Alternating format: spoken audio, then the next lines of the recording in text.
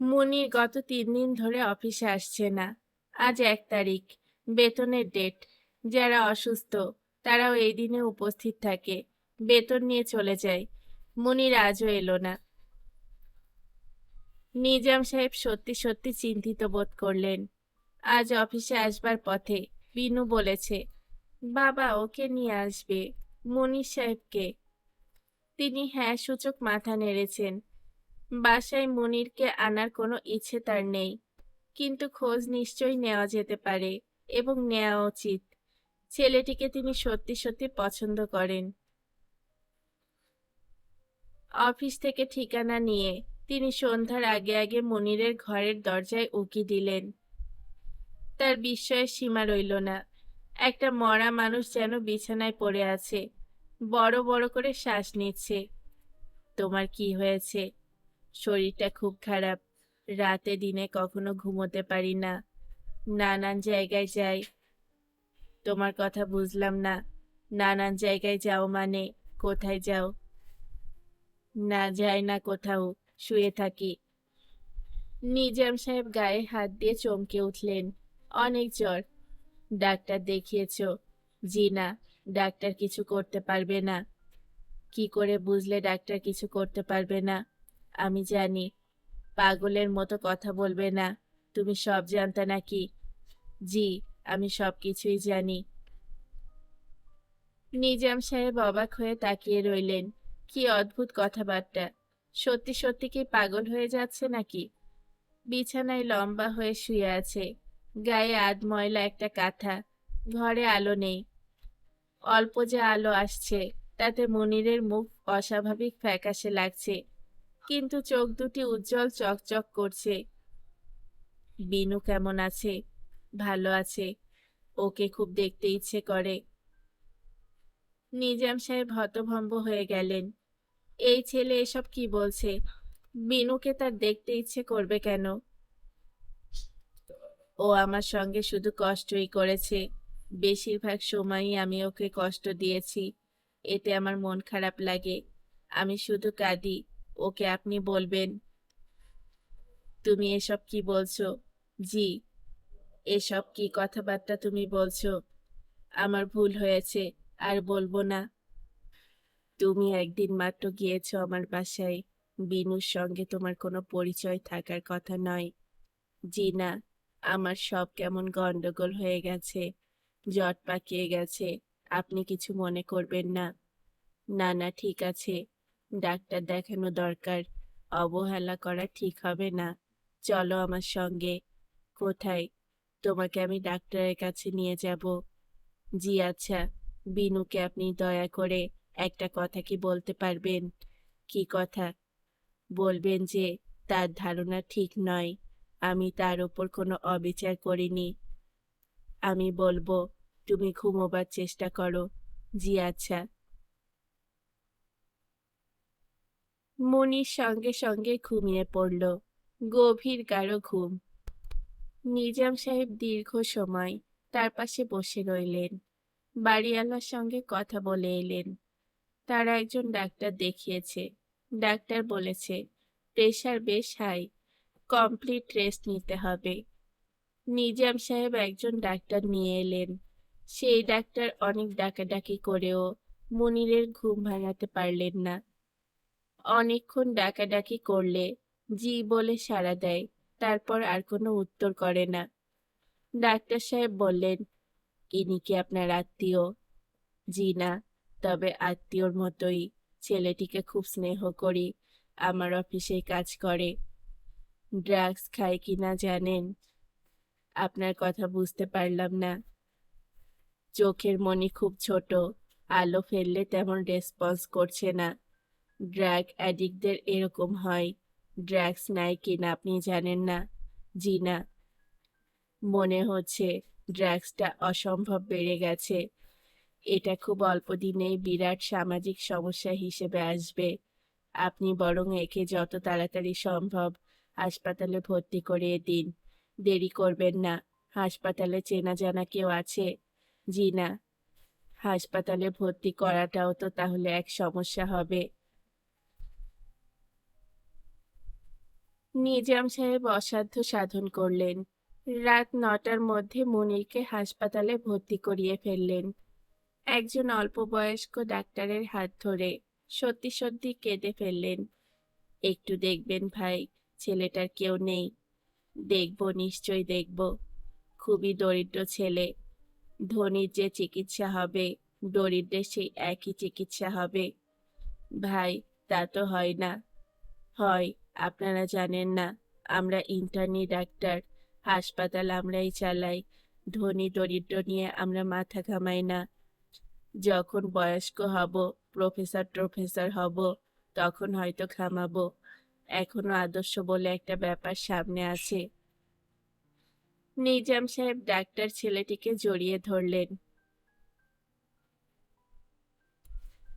বাড়ি ফিরতে ফিরতে তার 11টা বেজে গেল। উদ্বিগ্ন মুখে বিনু বারান্দায় দাঁড়িয়ে আছে। তার বাবা কখনো এত দেরি করেন না। আজ কেন করছেন? অ্যাক্সিডেন্ট হয়নি তো? বারবার বিনুর চোখে পানি এসে যাচ্ছে। বাবাকে দেখে সে সত্যি সত্যি কেঁদে ফেলল। কোথায় ছিলে তুমি? মুনিরের খোঁজে গিয়েছিলাম। আর আমি এদিকে ভয়ে অস্থির। ওকে পেয়েছিলে? নিজাম সাহেব ইতস্তত করে বললেন, না। বিনু দীর্ঘ সময় বাবার চোখের দিকে তাকিয়ে থেকে শান্ত গলায় বলল, মিথ্যা কথা বলছো কেন বাবা? নিজাম সাহেব প্রশ্নের উত্তর দিতে পারলেন না। মাথা নিচু করে দাঁড়িয়ে রইলেন। বাবা, উনি কি অসুস্থ? হ্যাঁ। কোথায় আছেন? হাসপাতালে ভর্তি করিয়ে দিয়ে এসেছি। কি অসুখ? বুঝতে পারছি না। কি সব আবোল তাবোল কথা বলছে। আমার এখানে যখন এসেছিলেন তখন আবোল তাবোল কথা বলছিলেন। আমি খুব রাগ করেছিলাম। নিজাম সাহেব অবাক হয়ে বললেন, এখানে এসেছিল নাকি? হ্যাঁ। কই, তুই তো আমাকে বলিসনি। উনি যে অসুস্থ হয়ে হাসপাতালে পড়ে আছেন, এটাও তো তুমি আমাকে বলনি। নিজাম সাহেব অবাক হয়ে তাকিয়ে রইলেন। কি বলবেন বুঝতে পারলেন না। বাবা। কি? তুমি কি আমাকে একবার ওর কাছে নিয়ে যেতে পারবে? নিজাম সাহেব চুপ করে রইলেন। বিনু বলল, আমি তাকে খুব কড়া কড়া কথা বলেছি। আমার খারাপ লাগছে। হাত মুখ ধুয়ে এসো, ভাত দিচ্ছি। নিজাম সাহেব ক্ষুধার্ত ছিলেন, কিন্তু কোনো খাবারই মুখে রুচল না। বারবার মনে হতে লাগলো, বিনুর বিয়ে নিয়ে কোনো ঝামেলা হবে না তো? সে শেষ মুহূর্তে বেঁকে বসবে না তো? গায়ে হলুদের আর মাত্র 5 দিন আছে। আত্মীয় স্বজনরা আসতে শুরু করবে। একটা কেলেঙ্কারি হবে না তো?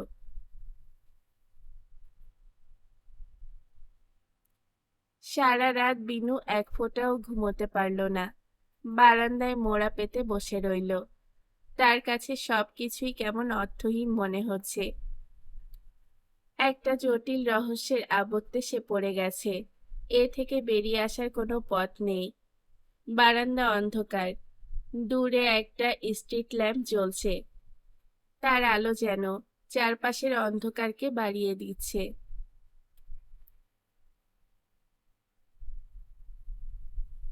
মিসির আলির কাছে একটি চিঠি এসেছে। এই কারণে তিনি অসম্ভব বিরক্ত। চিঠি না খুলেই তিনি একপাশে ফেলে রেখেছেন। এখন বিরক্তি কমানোর চেষ্টায় সুন্দর সুন্দর কল্পনা করার চেষ্টা করছেন। সুন্দর কোনো কল্পনাও মাথায় আসছে না। তার বিরক্তির মূল কারণ হচ্ছে, জটিল একটি বিষয় নিয়ে তিনি ভাবছিলেন। পিয়ন ঠিক এই সময় চিঠি নিয়ে এলো এবং এমন ভাবে কড়া নাড়তে লাগলো যেন ভূমিকম্প হচ্ছে। এক্ষুনি সবাইকে ঘর থেকে বের করতে হবে। তিনি দরজা খুলে বললেন, কি ব্যাপার?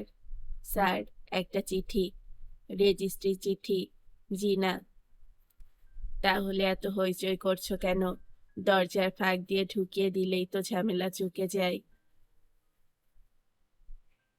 মিসির আলি আবার তার চিন্তায় ফিরে যেতে চেষ্টা করলেন। তিনি ভাবছিলেন মানুষের সঙ্গে ঈশ্বরের সম্পর্ক নিয়ে। ঈশ্বরের কল্পনাই তার কাছে আপত্তিজনক মনে হয়।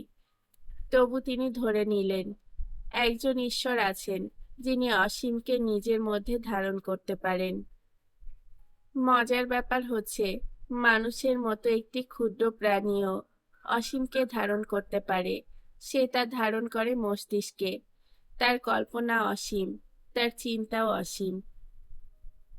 ধর্মগ্রন্থগুলো বারবার মানুষকে বলেছে, ইসলাম ধর্মেও একই ব্যাপার। আল্লাহ বলেন মানুষের মধ্যে তিনি নিজেকে ফুৎকার করেছেন। এক পয়গম্বরের কাহিনী আছে যিনি ঘোষণা করেন, আনাল হক, আমি আল্লাহ। হিন্দু ধর্মে মানুষকে বলা হয়েছে নরনারায়ণ। মানুষ যদি ঈশ্বর হয় তাহলে সর্বজগতের ওপর তার আধিপত্য থাকবে। মুনিরের কথাই ধরা যাক, তার কথা মতো যদি অসংখ্য জীবন মানুষের থাকে এবং সে ঈশ্বর হয়, তাহলে প্রতিটি জীবন সম্পর্কেই সে জানবে। কিন্তু সে তা জানে না। কেন জানে না? মানুষের যে অংশ অসীমকে ধারণ করে, অর্থাৎ মস্তিষ্কের সেই অংশ পুরোপুরি কাজ করে না বলেই সে জানে না। মানুষ যে তার মস্তিষ্কের অংশমাত্র ব্যবহার করে, এটা তো আজ বিজ্ঞানীদের কাছে স্বীকৃত সত্য। মস্তিষ্কের একটি বিশাল অংশের কর্মক্ষমতা সম্পর্কে মানুষের কোনো ধারণা নেই, কারণ সেই অংশই সুপ্ত। কারো কারো ক্ষেত্রে সুপ্ত অংশটা কিছুটা জেগে ওঠে। তার চারপাশের অসীম জগৎ সম্পর্কে সে কিছুটা ধারণা পেতে পারে, যেমন মনির। থিওরি হিসেবে এটা কেমন? মোটেই সুবিধের নয়। মিসির আলি ভ্রু কুঞ্চিত করলেন। একটি থিওরি দাঁড় করাতে ধর্মগ্রন্থের সাহায্য নেওয়াটাই তার অপছন্দ। যে কোনো থিওরি বা হাইপোথিসিস দাঁড়ায় লজিকের ওপরে, অন্য কোনো কিছুর ওপরে নয়। ধর্মগ্রন্থের ওপরে তো নয়ই। মিসির আলির বিরক্তি আরো বাড়ল। মুনিরের সমস্যাটিকে আর কিভাবে ব্যাখ্যা করা যায় তিনি ভেবে পাচ্ছেন না। নিজের ওপরই কেমন যেন রাগ হচ্ছে। তিনি অন্যমনস্ক ভঙ্গিতে খাম খুলে চিঠি বের করলেন। সেখানে লেখা, স্যার, আমি খুব অসুস্থ। আমাকে কি আপনি দেখতে আসবেন? আপনাকে খুব দেখতে ইচ্ছে করছে। আমি পিজিতে, ওয়ার্ড নাম্বার 306। টুনু। এই টুনু যে মুনির, এটা ধরতেও তার অনেক সময় লাগলো। অনেক দিন থেকেই তিনি মুনিরের খবর রাখেন না। নিজের পড়াশোনা এবং চিন্তাভাবনা নিয়েই ব্যস্ত। মুনিরও যে তার কাছে আসছে না, এটা তিনি লক্ষ্য করেননি। কোনো একটা কাজ নিয়ে ডুবে থাকলে তার এরকম হয়। নিজের ওপরে তার বিরক্তি লাগছে। দরজায় কার যেন ছায়া পড়ছে। তিনি দরজার দিকে না তাকিয়ে বললেন, এসো নীলু। নীলু হালকা গলায় বলল, আমি আসায় কি আপনি বিরক্ত হয়েছেন? হ্যাঁ, হয়েছি। এখন এক জায়গায় যাচ্ছি, তুমি আসায় আটকা পড়লাম। আমি আপনাকে আটকাবার জন্য আসিনি। যেখানে যাচ্ছেন যান। তুমি তাহলে অপেক্ষা করো, আমি চট করে কাপড় বদলে আসি। তোমার হাতে কি? চা পাতা। খুব ভালো চা। সিলেটে আমার এক মামা আছেন, চা বাগানে কাজ করেন, তিনিই পাঠিয়েছেন। থ্যাঙ্কস। আপনি কাপড় বদলাতে বদলাতে আমি চট করে আপনার জন্য 1 কাপ চা বানাবো। না, দেরি হয়ে যাবে। মিসির আলি তৈরি হয়ে বেরোতে যাবার সময় নীলু বলল, আমি এখানে থাকবো, আপনি ঘুরে আসুন। তুমি এখানে থাকবে মানে? আমি আপনার জন্য অপেক্ষা করব। আমি কখন ফিরবো তার কি কোনো ঠিক আছে? যত দেরিই হোক, অপেক্ষা করব। একা একা? হ্যাঁ, একা একা। আপনি একা একা থাকতে পারলে আমি পারবো না কেন? মিসির আলি কথা বাড়ালেন না, হাসপাতালের দিকে রওনা হলেন। মুনিরকে দেখে তিনি হকচকিয়ে গেলেন। এ কি অবস্থা! এত দ্রুত একজন মানুষের শরীর এত খারাপ কিভাবে হয়? জীবিত কোনো মানুষ বলেই মনে হচ্ছে না। মুনিরের বেডের পাশে একজন ডাক্তার দাঁড়িয়ে আছেন। তিনি ইশারায় মিসির আলীকে কথা বলতে নিষেধ করলেন। বারান্দায় যেতে বললেন। মিসির আলী বললেন, এই অবস্থা কিভাবে হলো? ডাক্তার সাহেব বললেন, বুঝতে পারছি না। হয়েছেটা কি তাও তো জানা যাচ্ছে না। ড্রাগ অ্যাডিক্ট বলেই গোড়ায় সন্দেহ ছিল, এখন তাও মনে হচ্ছে না। ব্রেনে কিছু বাড়তি ব্যাপার আছে, টিউমার জাতীয় কিছু হতে পারে। বলেন কি? নিউরোলজিস্ট শোভান সাহেব ভালো বলতে পারবেন, উনি দেখছেন। আপনি বরং ওর সঙ্গে কথা বলুন। উনি কি আছেন? হ্যাঁ, আছেন। শোভান সাহেব বললেন, ওপেন না করে নিশ্চিত কিছু বলা যাচ্ছে না, তবে টিউমারের ব্যাপারটা হতে পারে। স্নায়ুর সঙ্গে মস্তিষ্কের সংযোগের জায়গায় টিউমার ডেভেলপ করেছে বলে মনে হচ্ছে। সিমটম মিলে যাচ্ছে। যদি টিউমার হয় তাহলে কি হবে? খুবই ফেটাল হবে, অবস্থা দ্রুত খারাপ হবে। হচ্ছেও তাই। পেশেন্টের হ্যালোসিনেশন হচ্ছে। বলল আমাকে, বাবা মা এদের নাকি দেখতে পাচ্ছে। আপনি এই পেশেন্টের আত্মীয় স্বজনকে খবর দিন। আমার মনে হয় না আমাদের খুব একটা বেশি কিছু করার আছে। একটা যা করতে পারি তা সিডেটিভ দিয়ে ঘুম পাড়িয়ে রাখা। তার প্রয়োজন হচ্ছে না। রোগী ঘুমিয়েই কাটাচ্ছে, দিন রাত ঘুমোচ্ছে। এটাও একদিক দিয়ে ভালো। মিসির আলী রোগীর কাছে ফিরে এলেন। মুনিরের ঘুম ভাঙার জন্য অপেক্ষা করতে লাগলেন।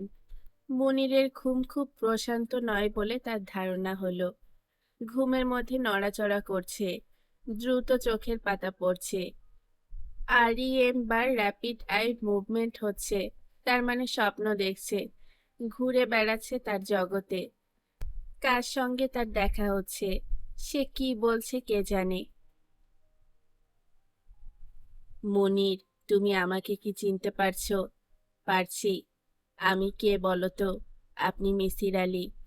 এই তো পারছো, গুড বয়।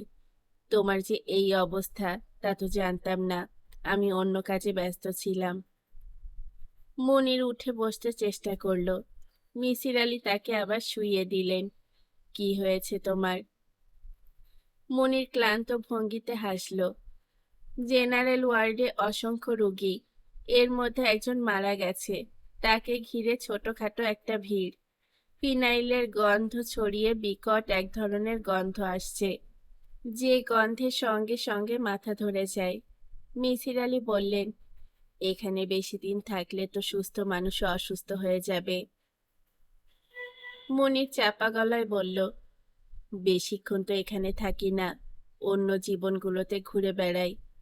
এখন আমার আর আসতে ইচ্ছে করে না, খুব কম আসি। এই যে এসেছি, আমার ভালো লাগছে না, চলে যেতে ইচ্ছে করছে। এখানে যতক্ষণ থাকি প্রচণ্ড মাথার যন্ত্রণা হয়। এখন কি হচ্ছে? হ্যাঁ হচ্ছে, খুব বেশি। হ্যাঁ, খুব বেশি। আমার কি হচ্ছে বলুন তো? অন্য যেসব জীবনের কথা বলি সেসব কি সত্যি, নাকি সবই স্বপ্ন? বুঝতে পারছি না। অন্য যে জগতে আমি যাই সেখানেও আপনার মতো একজন আছেন, তাকেও আমি আমার সমস্যার কথা বলেছি। কি বললেন তিনি? তিনি আপনার সঙ্গে যোগাযোগের একটা পথ খুঁজছেন। পেয়েছেন কোনো পথ? হ্যাঁ, তিনি বলেছেন পত্রিকায় তিনি বিজ্ঞাপন দেবেন। জগৎগুলো মোটামুটি একই রকম, কাজেই দু জগতের পত্রিকাগুলোও একই রকম হবে। ওই জগতের পত্রিকায় যে বিজ্ঞাপন ছাপা হবে, এই জগতের পত্রিকাতেও কাছাকাছি ধরনের বিজ্ঞাপন ছাপা হবে। ওই বিজ্ঞাপনই হবে যোগসূত্র। বুঝতে পারছেন কিছু? পারছি। উনি কি বিজ্ঞাপন ছাপাতে দিয়েছেন? এখনো না। ভাষা কি হবে তাই নিয়ে ভাবছেন। ভাষাটা তিনি এমন করতে চান যাতে দেখা মাত্রই আপনি বুঝতে পারেন, স্যার, আমি আর থাকতে পারছি না, মাথায় অসম্ভব যন্ত্রণা হচ্ছে। খুব বেশি যন্ত্রণা? হ্যাঁ, খুব। আমি আর পারছি না। আপনি একটা কাজ করবেন। বলো কি কাজ? বিনুকে একটু নিয়ে আসবেন। বিনু যদি আমার পাশে এসে বসে, যদি আমার মাথায় হাত বুলিয়ে দেয়, তাহলে আমার যন্ত্রণাটা কমবে। তোমার এরকম মনে হবার কারণ কি? আমার মাথার যন্ত্রণাটা শুধু এ জগতেই হয় না, সব জগতে হয়। বিনু তখন আমার মাথায় হাত বুলিয়ে দেয়। তখন আমার যন্ত্রণাটাও কমে। তুমি অতীতে যেতে পারো বলে মনে হয়। অন্য জীবনের ছোটবেলার কথা তুমি বলো। ভবিষ্যতে কি যেতে পারো? না, পারি না। সবকটা জীবন দেখেছি। একটা সময়ে আমার মাথার যন্ত্রণা শুরু হয়। ওই সময়টাতে আমি আর যাই না। তুমি কি ইচ্ছে মতো যেখানে যেতে চাও যেতে পারো? না, পারি না। হঠাৎ জীবনের একটা সময়ে এসে উপস্থিত হই। সেটা পছন্দ না হলে অন্য কোথাও যাই। স্যার, আপনি বিনুকে খবর দেবেন? দেব। বিনুকে তিনি খবর দিতে পারলেন না। সেদিন তার গায়ে হলুদ হচ্ছে। বাড়িতে আনন্দ এবং উল্লাস। বিনুর জীবন নতুন একটি খাতে প্রবাহিত হচ্ছে। তাকে বাধা দেওয়ার কোনো কারণ মিসির আলি দাঁড় করাতে পারলেন না। হয়তো বিনুরও অসংখ্য জীবন আছে, হয়তো নেই। হয়তো এই একটি জীবন তার। এই জীবনটি জটিলতা মুক্ত হোক। মিসির আলি মনে মনে এই কামনাই করলেন। মিসির আলি বাসায় ফিরলেন অনেক রাতে। দরজা তালা বন্ধ। নীলু দরজা তালা বন্ধ করে চলে গিয়েছে।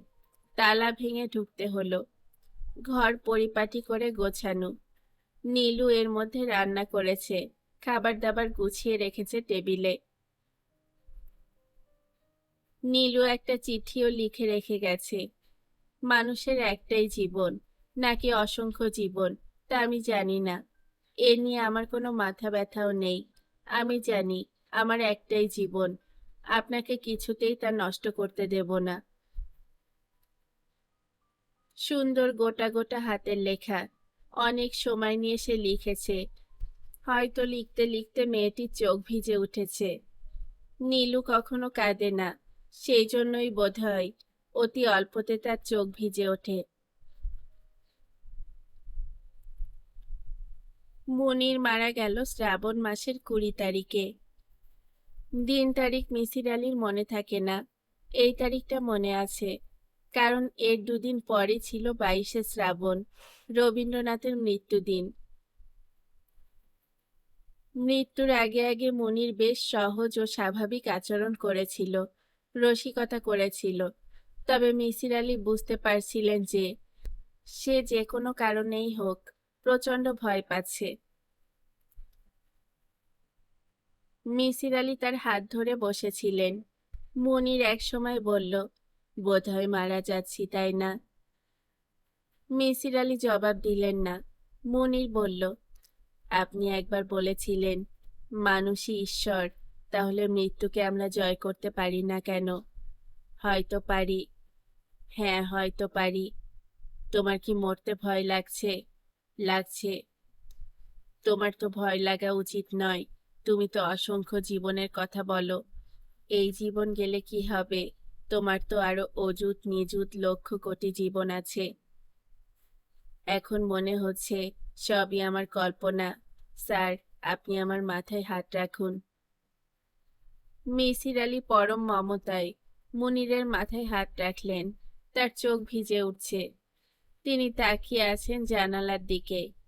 জানালার ওপাশে আলো আঁধারের কি এক অপূর্ব রহস্যময় জগৎ।